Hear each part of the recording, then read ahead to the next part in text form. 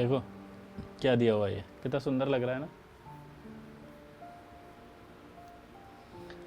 देखो कल पेपर में ऐसे बड़े बड़े डायग्राम देख के डरना मत, क्योंकि देखो इतने पढ़ने में आपको चक्कर आने लग जाएंगे, तो घबराना नहीं है। आपको पहले जो जो सवाल हो रहे हैं वो कर लेना, जो सवाल आ रहे हैं वो देख लेना, जो आप बन सकते हैं वो करना, सबको छेड़ने की कोशिश मत करना। अगर किसी सवाल को देख के डर लग रहा है तो आगे मूव ऑन कर लो, ठीक है। और फटाफट से डरना मत, बस क्वेश्चन पढ़ लेना, हो जाते हैं। जो लगे सिंपल हैं पहले उनको ट्राई करना। ये आ गया केमिस्ट्री का, देखो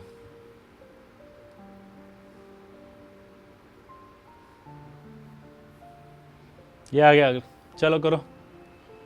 the pair of complex with in the exhibit tetrahedral geometry are note P Y, मतलब पिरामिड ने एटॉमिक नंबर दे रखे हैं सबके। चलो करो, ये तो बहुत आसान है, टेट्राहेड्रल पूछ रहा है।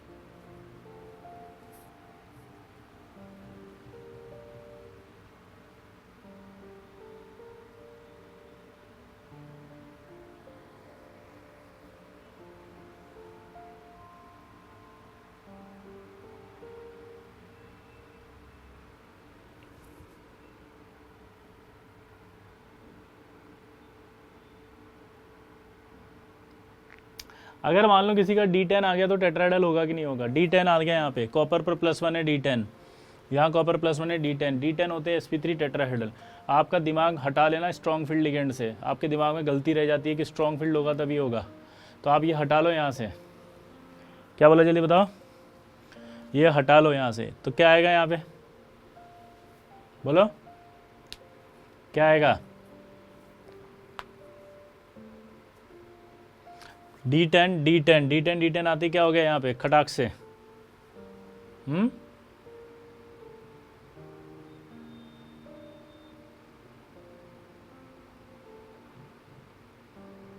D10 sp3 tetrahedral. इधर आओ, ये कोबाल्ट है। मैंने आपको बताया था NiCO4 जो होता है, याद कर रहे ना, मैंने PYQ सेशंस में बताया था कि ये sp3 टेट्राहेड्रल होता है। देखो, और मैंने कहा था इससे बहुत प्यारे, हर साल आ जाता है, फिर 21 में भी आया था, हो सकता है 22 में भी तुम्हारे को मिल जाए। गलत मत करना, NiCO4 टेट्राहेड्रल होता है sp3, क्योंकि यहाँ पर क्या होता है कि ये ऐसा होता है, ये 4 जीरो है इसके ऊपर, 4 अगर जीरो है तो ये 3d8 4s2 होगा। ये s इसमें चले जाते हैं शिफ्ट होके, तो ये D10 बन जाता है, ये खाली हो जाता है। ये अगर खाली हो गया, ये s और ये 3p, तो अगर ये खाली हो गया तो क्या बन जाएगा, ये sp3, ठीक है। ये खाली हो गया तो क्या बन जाएगा, ये sp3, ठीक है। इधर आओ, यहाँ अगर अपन देखें कोबाल्ट का नॉर्मल कॉन्फ़िगरेशन होता है 3d7 4s2। अब यहाँ अगर माइनस लगाएंगे तो ये भी 3d8 हो जाएगा, तो ये भी वापस इसमें शिफ्ट होगा, तो ये वापस से 3d10 हो जाएगा। D10 होकर के ये 4s0 हो जाएगा, और 4s0 होकर के ये sp3 होगा, ठीक है। तो ये भी टेट्राहेड्रल हो जाएगा। इस तरह से आपको निकालना है। यहाँ पर आयरन है, आयरन में केस में भी वही हुआ। आयरन में देखेंगे तो 3d4s2 होगा, यहाँ कितना था 6, -2 करते ही यहाँ भी 8 हो जाता है, 3d8 में ये जाएगा वापस, तो ये 3d10 हो जाएगा। ये s खाली हो गया और ये p आ गया, तो यहाँ से आप देखो sp3 आ जाएगा। क्लियर, हाँ या ना।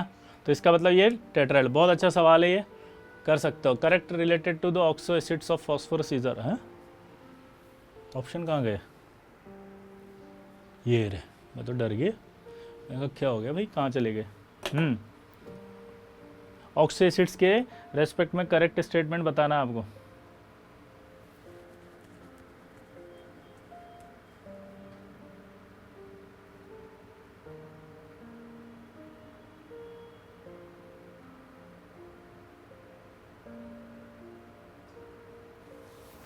करो, क्या बोला उसने, ऑक्सो एसिड्स। ये रहा क्वेश्चन, ऑक्सो एसिड के 4 ऑप्शन दिए हुए हैं, जल्दी करो।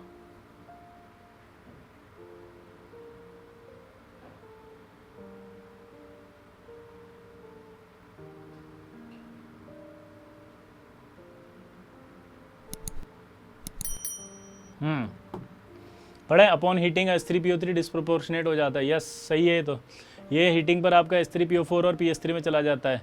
फिर वो कह रहा है H3PO3 can acts as a reducing agent, H3PO4 can not. सोचो, आई थिंक ये भी सही है, क्योंकि +5 अगर होगा तो वो रिड्यूसिंग एजेंट नहीं हो सकता, हाँ या ना, वो सिर्फ ऑक्सीडाइजिंग एजेंट ही होगा। और ये आपका +3 है तो ये रिड्यूसिंग एजेंट हो सकता है। H3PO3 इज अ मोनोबेस, ये गलत हो गया। H3PO3 डाई बेसिक होता है, हमने कई बार पढ़ा है कि H3PO3 जो होता है उसकी बेसिसिटी 2 होती है, ठीक है। हाँ, अगला, the atom of PH bond in sp3 is not ionisable, बिल्कुल सही है। ये जो पीएच बॉन्ड दिख रहा है ना, ये आयनाइजेबल नहीं होता। H3PO4 के स्ट्रक्चर देखें अपन, तो यहाँ बना रहा हूँ मैं, और यहाँ देख सकते हो आप इसकी बेसिसिटी 2 होती है, तो ये H आ जाएगा। तो आंसर आएगा इसका A, B और D। अगला सेक्शन,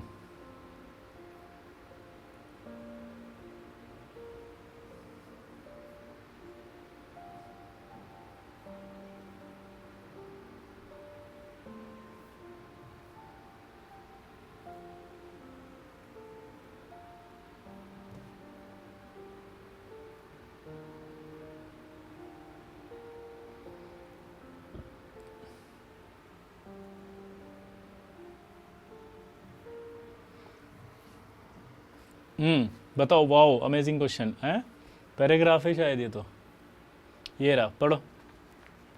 ये मैंने अपने डिस्कशन में कई बार लिखवाया पैराग्राफ की, reaction of K3FeCN6 with the freshly prepared of FeSO4 solution produce a dark blue precipitate called Turnbull's blue PPT. Very good. आपको याद है सॉल्ट के PYQs करा रहा था जब मैंने टर्नब्यूल्स ब्लू और इनकी रिएक्शनें करवाई थी, ये वापस वही आ रही हैं, तो फिर से रिक्वेस्ट किया था मैंने कि जिन बच्चों ने अभी तक नहीं किया, आई रिक्वेस्ट यू ऑल कि वो PYQs कर लें। अभी भी 2 दिन है हमारे पास, आज रात को बैठ के एक बार निपटा लो सारे, सब रिपीट हो रहे हैं ऐसे कैसे ही, रिएक्शन चेंज कर करके पूछ रहा है, बाकी वही कॉन्सेप्ट है। देखो आप, फिर कह रहा है reaction of K4FeCN6 with FeSO4 solution complete absence of air white PPT, ये वाला K2 FeK2 याद आया, और ये टर्नब्यूल्स ब्लू सेम वही है, Fe+2 की रिएक्शन है K4FeCN6 से और K3FeCN6 से। सॉल्ट एनालिसिस का PYQs जब कराया था उसमें पहला सवाल था, उस पहले सवाल के चारों रिएक्शंस मैंने लिख दी थी, उन चारों रिएक्शन से ये सवाल आया as it is.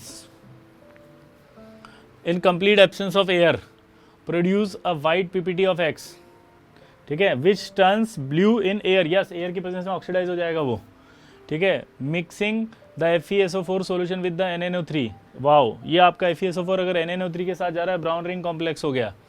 Slow addition of concentrated H2SO4 brown ring, ठीक है। अब देखो सवाल, X कौन होगा, X यहाँ पर टर्नब्यूल्स ब्लू बोल रहा था, X कहाँ गया, नहीं, वाइट प्रेसिपिटेट, तो K2Fe वाला बनेगा। K2Fe का कोई ऑप्शन दिख रहा है क्या यहाँ, K2Fe, ये रहा सी आंसर खड़ाक से। ब्लू रिंग का फॉर्मूला तो हमें बचपन से बताया था, FeNO, ये रहा FeNO H2O5+2, ठीक है, ये brown ring complex, D answer. कितना इजीली हो गया एक सॉल्ट का खड़ाक से सवाल। देखो इंटीजर में वापस से यहाँ क्या लिखा है, सेक्शन 4 नॉन नेगेटिव इंटीजर है, नॉन नेगेटिव इंटीजर है तो देख सकते, ठीक है, ये भी अपना नहीं है। Ozonolysis of ClO2 produce an oxide of chlorine, the average oxidation state of chlorine. चलो करो ओजोनोलिसिस, ओजोनोलिसिस का मतलब समझते हो, ट्राई करो फटाफट।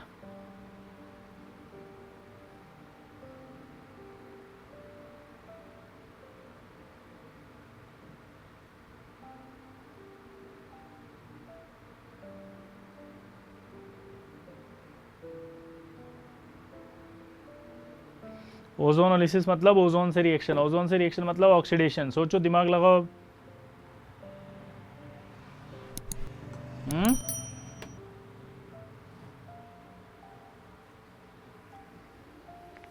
देखो मैं बता देता हूं, ओजोनोलिसिस मतलब ओजोन से रिएक्शन होती है।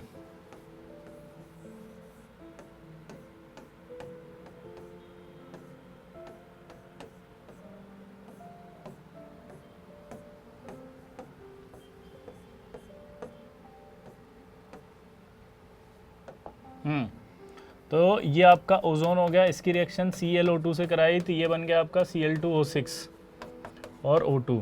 अब निकाल के बताओ एवरेज ऑक्सीडेशन स्टेट, फटाफट फटाफट ट्राई करो। अब तो कुछ कर सकते हो। तो क्या आएगा, average oxidation state of chlorine कितनी आएगी, +6, ठीक है, तो आंसर आ जाएगा 6। End of the paper. ये आपका पेपर 2 भी समाप्त। तो आई होप आप इन पूरी PYQ सीरीज़ को बहुत सीरियसली करके आराम से IIT में जाएंगे, और मेरी रिक्वेस्ट है कि आप इस PYQ से अपने सारे सवालों को सही करने की कोशिश करेंगे। आप सभी का बहुत बहुत धन्यवाद। आप सभी को मेरी तरफ से बहुत शुभकामनाएं। बेस्ट ऑफ लक आपके फ्यूचर के लिए। एग्ज़ाम का रिज़ल्ट जो भी हो, आप परेशान ना हो, क्योंकि मैं हमेशा कहता हूँ education is only about learning, it is not about success and failure. तो आप लोगों ने अपने इस IIT की प्रिपरेशन में जितना भी सीखा, बस आपको उस पर प्राउड फील होना चाहिए, उस पर गर्व करना है। आप लोगों ने मेहनत की थी, रिज़ल्ट चाहे कुछ भी हो उसके बारे में नहीं सोचना है।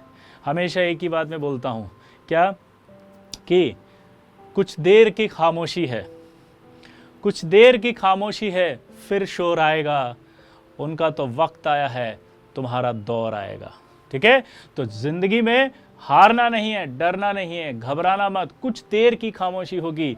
हो सकता है जिनका सिलेक्शन हो वो खुश होंगे, जिनका नहीं वो दुखी होंगे। तो जो दुखी हैं उनको मैं बताना चाहता हूँ दुखी नहीं होना, जो सुखी है उनको भी नहीं, क्योंकि ये कुछ देर का है सिर्फ, उसके बाद तो दुनिया फिर से बदल जाएगी। और हमेशा अपने आप को इस तरह से फील कराओ कि हम तो समंदर हैं, हमें शांत रहने दो, मचल उठे तो शहर ले डूबेंगे। ठीक है, चलिए बेस्ट ऑफ लक, अच्छा करके आना, मेरी शुभकामनाएं आपके साथ हैं। थैंक यू वेरी मच, आप लोगों ने सपोर्ट दिया, हमेशा सपोर्ट बनाए रखना, और जितना ज़्यादा मैक्सिमम हो इस चैनल को सब्सक्राइब करना, अपने जूनियर्स को बताना, दोस्तों को बताना, अपने भाई बहनों को बताना।